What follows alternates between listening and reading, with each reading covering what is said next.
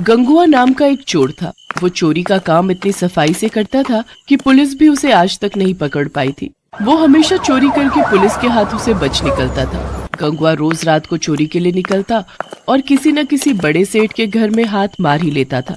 गंगुआ की पत्नी ममता उसे कई बार चोरी के लिए मना करती, पर वो अपनी पत्नी की बात नहीं मानता था। तुम्हें कितनी बार कहा है ये चोरी का काम छोड़ दो। अब तो आसपास के मोहल्ले वाली औरतें भी मुझ पर शक करने लगी हैं। वो यही कहती हैं कि तुम्हारा पति तो कोई काम ही नहीं करता, दिन भर सोया रहता है, फिर हमारे घर का गुजारा कैसे चल रहा है। अब मैं उन औरतों को क्या बोलूं कि रात भर तुम चोरी करते हो और दिन में घोड़ी बेचकर सोते हो। कुछ तो शर्म करो। अरे क्यों सुबह सुबह मेरी नींद खराब कर रही है, सोने दे। वैसे भी कल रात चोरी करके कुछ भी हाथ नहीं लगा। मुझे तो लगता है तेरी ही नजर लग गई है। जब देखो मुझे काम के लिए टोकती रहती है। अब मुझे सोने दे, रात को मुझे फिर से चोरी पर निकलना है। गंगुआ रात को चोरी करने निकलता है, पर उस रात भी वो किसी भी घर में चोरी नहीं कर पाता। ऐसे ही कई दिन बीत जाते हैं। गंगुआ परेशान हो जाता है क्योंकि अभी तक उसने कोई भी चोरी नहीं की थी। वो गुस्से में भरा हुआ घर लौट आता है। उसी गांव में मोतीलाल नाम का एक बहुत ही अमीर और लालची व्यापारी रहता था। मोतीलाल दिखावा करने में बहुत ही माहिर था। गांव वालों के सामने वो खूब दान पुण्य करने का दिखावा करता ताकि सब गांव वाले उसकी खूब वाहवाही करें।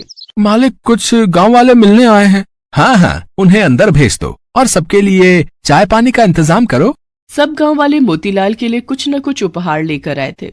अरे अरे, आप सब इतना कुछ ले आए? क्या जरूरत थी इतना कुछ लाने की? सेठ जी, आपने गांव में पानी की नई टंकी लगवाई है, इसलिए गांव वाले उपहार स्वरूप ये थोड़ा बहुत लाए हैं। और ये मेरी तरफ से फसल के नए आम बच्चों के लिए लाया था। अरे तुम सब गांव वालों के काम आना और गांव की सेवा करना ही तो मैं अपना धर्म समझता हूँ। ठीक है, मैं ये रख लेता हूँ। गांव वाले अपने अपने घर चले जाते हैं। मालिक, छोटी सी टंकी लगवाने के बदले इतना सामान फायदे का सौदा है। अरे चुप चुप, दीवारों के भी कान होते हैं। जाकर देख अब कौन आया है, जा। मालिक, शिव मंदिर के पंडित जी आए हैं। जय शिव शंकर पंडित जी। जय शिव शंकर मोतीलाल जी, मंदिर की सेवा कार्य के लिए आपके पास आया हूँ। शिव मंदिर में इस सावन में नया त्रिशूल लगाने का विचार बन रहा है। सोचा आप तो इतना दान पुण्य करते हैं, तो मंदिर में त्रिशूल लगाने का ये शुभ अवसर आपको ही मिलना चाहिए। ये तो बहुत अच्छा किया पंडित जी, जो आपने मुझे ये बात कह दी। मैं तो बहुत समय से ऐसा कोई शुभ कार्य करने का विचार कर ही रहा था।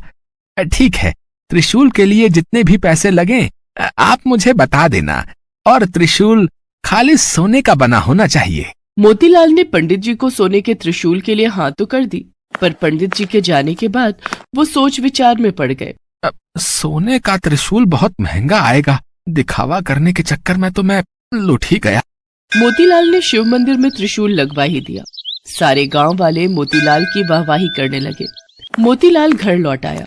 उसी रात गंगुआ मोतीलाल के घर चोरी करने घुस गया, पर वो नहीं जानता था कि मोतीलाल जगा हुआ है।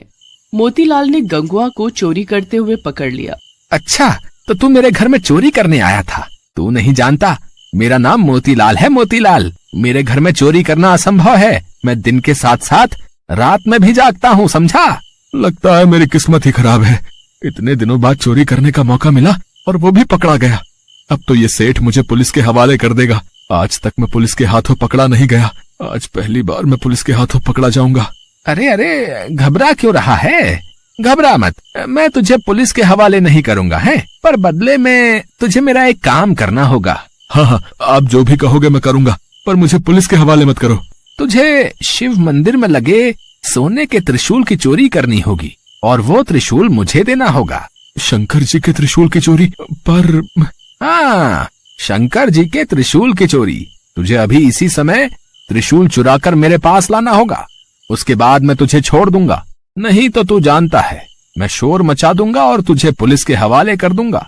फिर पुलिस तुझे महीनों तक नहीं छोड़ेगी। हाँ ठीक है सेठ जी, मैं अभी जाकर त्रिशूल चुरा कर लाता हूँ।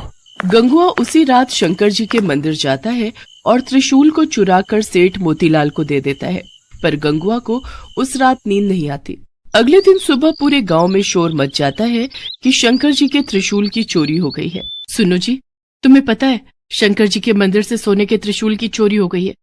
कहीं ऐसा तो नहीं कि त्रिशूल तुमने चुराया हो? मुझे सच सच बता दो। अगर तुमने ऐसा अनर्थ किया है तो भगवान से क्षमा मांगकर त्रिशूल वापस मंदिर में लगा दो। तुम्हें पता है, कभी कभी तो मुझे ऐसा लगता है तुम्हारे पापों के कारण ही आज तक मैं मां नहीं बन सकी।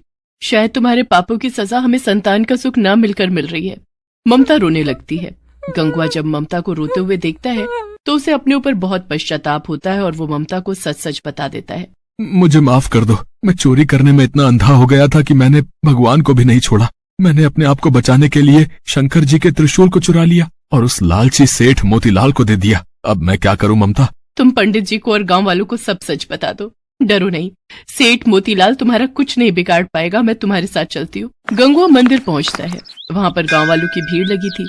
सेठ मोतीलाल भी मंदिर में ही खड़ा था। सेठ जी, आपने इतने मन से भगवान शंकर के मंदिर में त्रिशूल लगवाया और देखिए कल रात को चोरी हो गया। सचमुच मैं इन सब बातों के लिए बहुत शर्मिंदा हूँ। पता नहीं चोर मंदिर के भीतर कैसे घुस गया। कोई बात नहीं पंडित जी, भगवान की जैसी मर्जी। अच्छा मैं चलता हूँ, कोई और सेवा हो तो बता देना। कहाँ चल दिए पंडित जी? कहीं त्रिशूल लेने तो घर नहीं जा रहे? क्या मतलब है तुम्हारा? क्या तुम जानते नहीं हो कि त्रिशूल की चोरी हो चुकी है? पंडित जी, चोरी का त्रिशूल सेठ मोतीलाल के घर पर ही है। अगर आप सबको यकीन ना हो तो आप इनके घर की तलाशी ले सकते हैं। ये तुम क्या कह रहे हो? सेठ मोतीलाल बहुत ही धार्मिक प्रवृत्ति के व्यक्ति हैं और त्रिशूल तो उन्होंने स्वयं ही मंदिर में लगवाया है। तो फिर त्रिशूल इनके पास कैसे हो सकता है? पंडित जी, ये सेठ मोतीलाल देखने में ही धार्मिक है पर मन से बहुत ही बुरी प्रवृत्ति के हैं। गंगवा पंडित जी और गांव वालों को बीती रात की सारी सच्चाई बताता है, जिसे सुनकर सब लोग हैरान रह जाते हैं। सेठ मोतीलाल के घर की तलाशी लेने पर शंकर जी का त्रिशूल मिल जाता है। सेठ जी, ये त्रिशूल अब आप ही रखो। आप अब इस त्रिशूल को मंदिर में लगाने के अधिकारी नहीं हैं। भगवान तो श्रद्धा के भूखे होते हैं। यदि आपका मन नहीं था दान पुण्य करने का तो आप हम सभी को साफ साफ कह देते। ये दिखावा करने की कोई आवश्यकता नहीं थी। आज के बाद इस शिव मंदिर में आपके दिए पैसों का चढ़ावा नहीं चढ़ेगा। और पंडित जी, हम गांव वाले भी सेठ मोतीलाल के हाथों से कोई धर्म कर्म के कार्य में मदद नहीं लेंगे। हाँ, हर कोई सेठ मोतीलाल के खिलाफ हो जाता है।